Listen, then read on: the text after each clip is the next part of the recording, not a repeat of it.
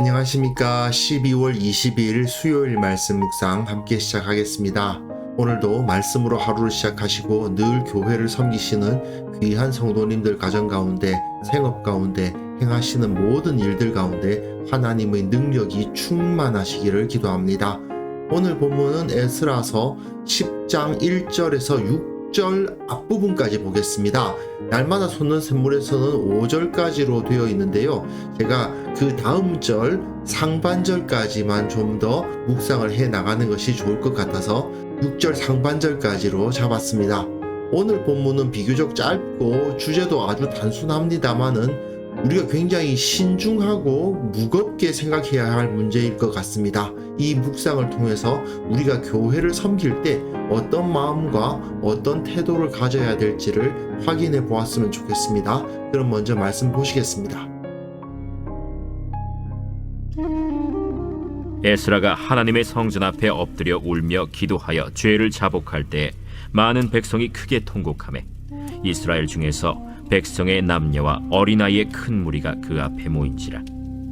엘람 자손 중 여히엘의 아들 스가냐가 에스라에게 이르되 우리가 우리 하나님께 범죄하여 이 땅 이방 여자를 맞이하여 아내로 삼았으나 이스라엘에게 아직도 소망이 있나니 곧 내 주의 교훈을 따르며 우리 하나님의 명령을 떨며 준행하는 자의 가르침을 따라 이 모든 아내와 그들의 소생을 다 내보내기로 우리 하나님과 언약을 세우고 율법대로 행할 것이라. 이는 당신이 주장할 일이니 일어나소서. 우리가 도우리니 힘써 행하소서. 이에 에스라가 일어나 제사장들과 레위 사람들과 온 이스라엘에게 이 말대로 행하기를 맹세하게 하매 무리가 맹세하는지라. 이에 에스라가 하나님의 성전 앞에서 일어나 엘리야십의 아들 여호하난의 방으로 들어가니라. 예, 우리는 지금 에스라서의 마지막 부분, 10장이 마지막이죠. 그 마지막 부분을 읽는데 율법 공동체, 하나님의 말씀을 기준으로 하고 있는 공동체가 어떻게 회복되었던가 하는 것을 살펴보고 있습니다. 자, 에스라의 지위에 대해서 좀 생각해 볼 필요가 있습니다. 그는 페르시아 제국의 왕 아닥사스다에 의해서 예루살렘으로 파송된 총독이나 다름없는 사람입니다. 7장의 조서만 보면 거기서 유다 땅에서 하나님의 율법을 구현하라 뭐 이렇게 명령하고 있는 것 같지만 사실 아닥사스다가 하나님의 율법에 대해서 관심을 가졌을 것 같지는 않고 에스라를 통해서 다스리는 그러한 역할을 감당하기를 원했겠죠.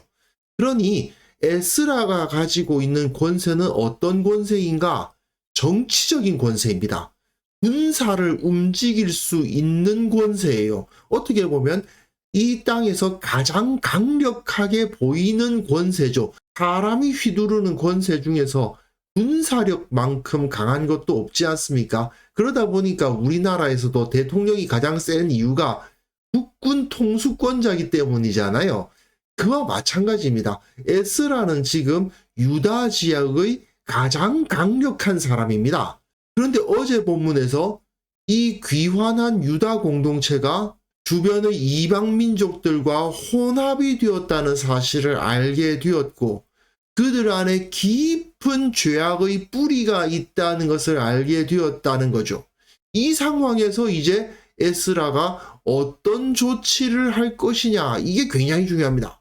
에스라는 충분히 마음대로 그 지역을 다스릴 수 있는 사람이었기 때문에 강력한 권세를 가지고 있었기 때문에 자기가 가지고 있는 그 정치적인 권세를 발휘해 버릴 수도 있었습니다.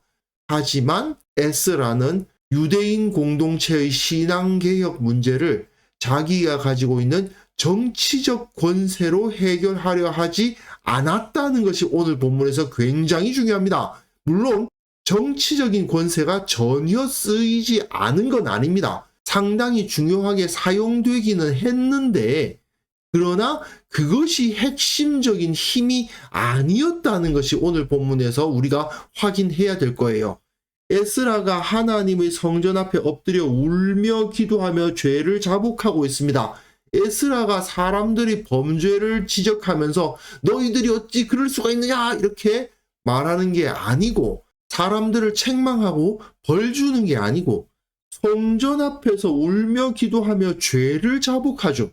자기 죄는 아닙니다.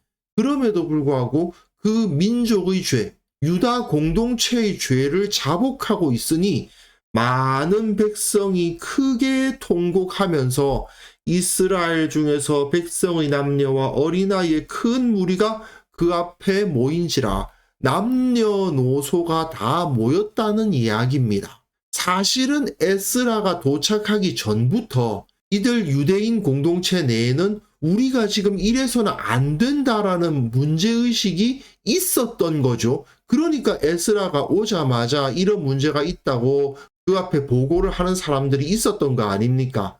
근데 그 말을 들었을 때에 너희가 어떻게 그럴 수 있느냐라고 하는 게 아니고 마치 자기 죄인 것처럼 하나님의 성전 앞에 나아가서 회개하며 자복하니까 함께 많은 백성들이 회개하며 자복하는데 동참하고 있다는 거죠. 즉 에스라는 자기가 위에 서서 너희들이 그래서는 안 된다라고 지휘하면서 너희들 이렇게 바뀌어야 된다라고 명령한 것이 아니고 오히려 그 공동체 내에 이미 존재하고 있었던 개혁에 대한 열망을 끌어내고 있는 것을 볼 수 있습니다. 자연스럽게 사람들이 성전 앞에 나와 회개하며 자복하도록 이끌어내고 있잖아요. 명령하는 게 아니에요. 먼저 자기가 본을 보이고 그 뒤를 따르게 하고 있다. 이게 상당히 중요한 모습입니다. 그렇게 하니까 엘람 자손 중 여히엘의 아들 스가냐라는 사람이 에스라에게 말을 합니다. 에스라가 명령한 게 아니고 스가냐가 건의를 하고 있죠. 우리가 우리 하나님께 범죄했습니다. 이 땅 이방 여자를 맞이하여 아내로 삼았습니다. 하지만 이스라엘에게 아직도 소망이 있습니다. 이런 심각한 범죄를 저질렀는데 우리에게 무슨 소망이 있느냐?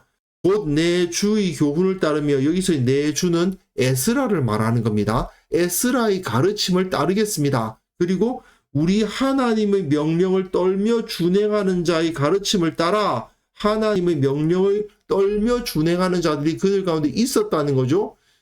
에스라가 가르치는 바와 그리고 또한 하나님의 명령에 대해서 알고 그것에 대해서 가르치는 사람들의 가르침을 따라서 말씀을 따라서 이 모든 아내와 그들의 소생을 다 내보내기로 우리 하나님과 언약을 세우고 율법대로 행할 것이라. 우리가 이방인 아내를 맞이했고 그 아내를 통해서 아이들까지 낳았지만 그들을 다 내보내자는 겁니다. 그리고 스가냐가 이제 에스라에게 요청하는 건 이거 딱 하나예요. 이는 당신이 주장할 일이니 일어나소서 우리가 도우리니 힘써 행하소서 하니라.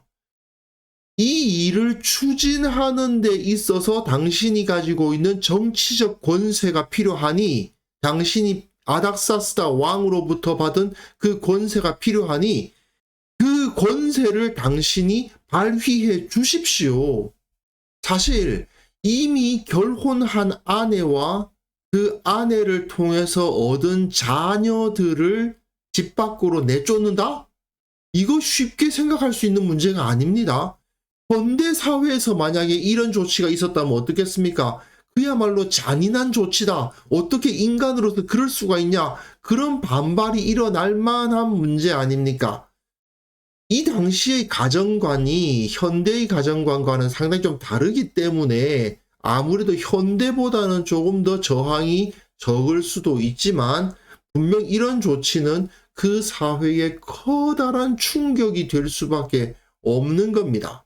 하지만 유대인 공동체 내에 이미 존재했던 문제의식이 있었던 겁니다. 지금 우리가 이래서는 안 된다라는 문제의식이 에스라가 오기 전부터 그들 가운데 있었기 때문에 그리고 그 문제를 해결할 수 있는 힘을 가진 사람이 에스라가 왔기 때문에 스가냐가 하나님 앞에 회개하며 자복한 이후에 우리가 여기서 정말 뼈를 깎는 생사를 도려내는 것과 같은 아픔이 있다 하더라도 여기서 개혁을 일으켜야 된다라는 결단을 내리고 당신이 아닥사스다 왕으로부터 받은 권세가 있으니 그 권세를 가지고 추진해 주십시오라고 건의를 하고 있는 거죠. 이건 굉장히 어떻게 보면 굉장히 놀라운 일이라고 할 수 있습니다. 이게 과연 가능한가 할 정도의 일이에요.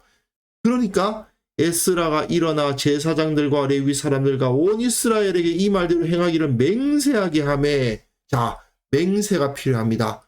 이것이 너희들이 받아들이겠다는 맹세를 해라. 무리가 맹세하는지라 하나님 앞에 언약을 맺었다라는 거예요. 어떻게 보면 굉장히 큰 결단을 내리는 겁니다. 정말 뼈를 깎는 고통을 의미하지만 우리가 하나님 앞에 거룩하게 되기 위해선 이것을 해야 된다라고 생각했고 이들이 다 마음을 모아서 이렇게 하나님 앞에서 맹세를 한 거죠. 그러니까 에스라가 하나님의 성전 앞에서 일어나 엘리야십의 아들 여호하난의 방으로 들어가니라. 엘리야십의 아들 여호하난은 에스라가 오기 전까지의 대제사장입니다. 에스라는 다시 그 성전 앞에서 이동해서 엘리야삽의 아들 여호하난 대제사장의 집으로 가서 거기서 다시 기도하지만 이 사람 기존의 지도자와 함께 일을 도모하려고 하고 있어요. 에스라는 충분히 혼자서 그 권세를 발휘할 수 있는 사람입니다만은 절대로 혼자 하지 않습니다. 자기의 정치적 권세만 믿고 휘두르지 않아요. 당시의 종교 지도자, 그 공동체가 지금까지 따라왔던 종교 지도자인 여호하난과 함께 그 개혁을 추진해 나가려고 하고 있는 거죠. 에스라는 혼자서 영웅이 되려고도 하지 않았고 혼자서 독재적으로 권세를 발휘하지도 않았습니다. 정치적으로 분명 최고의 우두머리 맞습니다. 하지만 그 지위를 이용해서 사람들을 억제하는 방식으로 개혁을 추진하지는 않았던 거죠. 왜냐? 결국 거룩한 공동체, 하나님의 백성을 개혁하는 일은 하나님께서 추진해 나가시는 거고 자기는 그 중에서 내 위치가 어떠하든지 간에 쓰임을 받을 뿐이라는 것을 알고 있었기 때문에 이런 태도가 나오는 거죠. 물론 굉장히 중요한 자리에 부름을 받은 것은 맞습니다. 하지만 자기가 혼자서 그 개혁을 이룬다는 생각은 전혀 하고 있지 않죠. 모든 사람들이 함께 나와 마음을 모아 하나님 앞에 자복하고 그리고 하나님 앞에서 맹세하고 그리고 기존의 리더십과 함께 하나님 앞에서 그 공동체를 거룩하게 만들기 위한 노력을 하고 있다. 이것이 바로 오늘 본문의 가장 중요한 점이고 그리고 또 교회를 바로 세우기를 갈망하는 분들이 반드시 기억해야 될 문제라고 생각합니다. 에스라의 모습은 교회의 영적 회복, 개혁을 열망하는 사람들에게는 굉장히 좋은 모범입니다.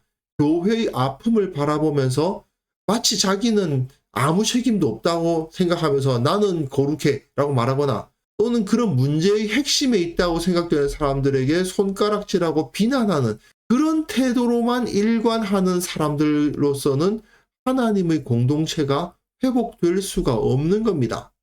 참된 개혁을 이루고자 하는 사람은 무엇보다도 먼저 하나님 앞에 자복하고 하나님의 섭리를 확인할 줄 알아야 됩니다. 그 이후에 하나님께서 나에게 우리에게 무엇인가를 맡기신다면 열정적으로 그리고 분명하게 그 일을 진행해 나갈 수 있어야 되겠죠. 그러나 그 이전에는 먼저 내가 할 거야, 내 힘으로 할 수 있어 라고 나서는 사람들이 아니라는 겁니다. 하나님으로부터 부르심을 받아서 그 일을 감당해야 된다는 것을 철저히 기억하는 사람이에요. 하나님께서 나를 어떤 자리에 두셨는가? 어떤 은사를 주시고 어떤 위치에서 어떤 모습으로 이 교회를 개혁하기를 바라시는가를 바라볼 줄 아는 지혜가 필요합니다. 분명 교회는 개혁되어야 됩니다. 한번 개혁된 교회는 계속 개혁되어야 되죠. 프로테스탄트 교회의 전통에 우리가 있지 않습니까? 그렇기 때문에 우리들은 언제나 교회가 바로 서야 된다는 것에 대해서 관심을 갖는 사람들입니다. 우리 눈앞에 교회의 문제가 보인다면 먼저 그것을 가지고 하나님 앞에 나아가서 아뢰고 회개하고 고쳐주실 것을 요청하는 그런 경건함부터 먼저 가져야 되겠죠. 그리고 그 안에 하나님의 섭리가 있음을 인정하면서 그 섭리에 순종하되 하나님께서 부르시고 그 계획을 이루라고 명령하신다면 안호히 일어나서 담대히 그 일을 감당할 수 있는 믿음도 우리에게 있어야 될 것입니다. 그래서 이 시간 함께 기도하실 때에는요, 내가 어떤 위치에 부름받았는지를 살필 줄 아는 지혜, 또 이 위치에서 행할 수 있는 선한 일이 무엇인지 깨닫는 지혜를 허락하여 주옵소서. 우리 교회가 늘 말씀에 따라서 올바른 모습으로 성장해 나갈 수 있도록 도와주시고 한국 교회가 온전히 개혁되게 하옵소서. 함께 기도하는 시간 되었으면 좋겠습니다.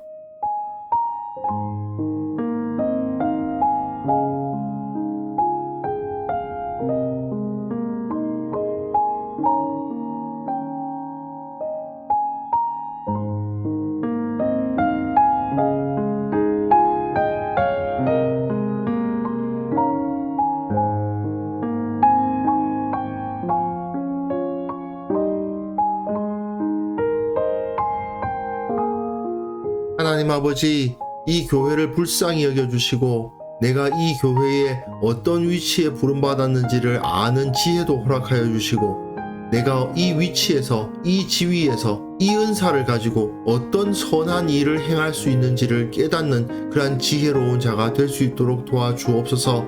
하나님 아버지, 우리 교회를 위해서 기도합니다. 우리 교회가 하나님의 말씀을 따라서 늘 올바른 모습으로, 거룩한 모습으로, 건강한 모습으로 성장해 나갈 수 있도록 주께서 은혜 베풀어 주시기를 원하고 바랍니다. 이 교회를 통해서 주님께 영광을 돌리고 참으로 그 안에 속한 모든 성도들이 예수님을 닮아가는 그러한 역사가 일어나게 하여 주옵소서.